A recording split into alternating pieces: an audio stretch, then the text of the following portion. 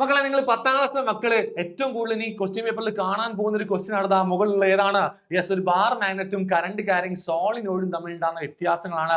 Bar കാന്തവും സോളിനോയിഡും തമ്മിൽ ഉണ്ടാകുന്ന വ്യത്യാസങ്ങൾ അല്ലെ. നമുക്ക് ഓരോന്ന് എന്ത് ചെയ്യാം, ഇതേ ബോക്സിൽ നമുക്ക് എന്ത് ചെയ്യാം, എഴുതി പഠിക്കാം അല്ലെ. സോ ബാർ കാന്തത്തിൽ ആദ്യം കൊടുത്തത് എന്താണ്?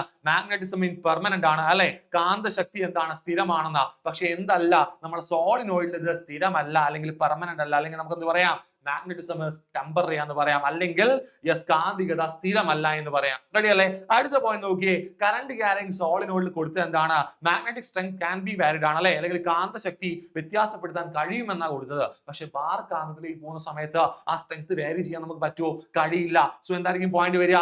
Magnetic strength can be varied ആണ് അല്ലെ, കനോട്ട് ബി വാരിഡ് എന്ന് പറയാം, അല്ലെങ്കിൽ നമുക്ക് എന്ത് പറയാം, യെസ് കാന്തശക്തി വ്യത്യാസപ്പെടുത്താൻ കഴിയില്ല എന്ന് പറയാം അല്ലെ. ആൻഡ് മൂന്നാമത്തെ പോയിന്റ് നോക്കിക്കേ, പൊളാരിറ്റി കനോട്ട് ബി ചേഞ്ച് എന്നാണ് നമ്മുടെ ബാർ മാഗ്നറ്റിൽ കൊടുത്തത്, അല്ലെങ്കിൽ കാന്തികത അല്ലെങ്കിൽ കാന്തിക ധ്രുവത മാറ്റാൻ കഴിയില്ല എന്നാണ് നമ്മുടെ എന്തിലുള്ളത്, നമ്മുടെ ബാർ കാന്തത്തിലുള്ളത് അല്ലെ. പക്ഷെ നമ്മുടെ സോളിനോയിഡിലേക്ക് പോകുന്ന സമയത്ത് അവർ നമുക്ക് എന്ത് ചേഞ്ച് ചെയ്യാം? ആ ധ്രുവത അല്ലെങ്കിൽ ആ പൊളാരിറ്റി നമുക്ക് എന്ത് ചെയ്യാം? ചേഞ്ച് ചെയ്യാം. എന്ത് മാറ്റിയാൽ മതി? കറണ്ട് റിവേഴ്സ് ചെയ്താൽ മതി അല്ലെ. സോ നമുക്ക് എന്ത് പറയാം? പൊളാരിറ്റി ക്യാൻ ബി ചേഞ്ച്ഡ് ആണ്, അല്ലെങ്കിൽ നമുക്ക് എന്ത് പറയാം? ധ്രുവത മാറ്റാൻ സാധിക്കുമെന്ന് പറയാം. ഇത്രയും ഓക്കെ അല്ലേ?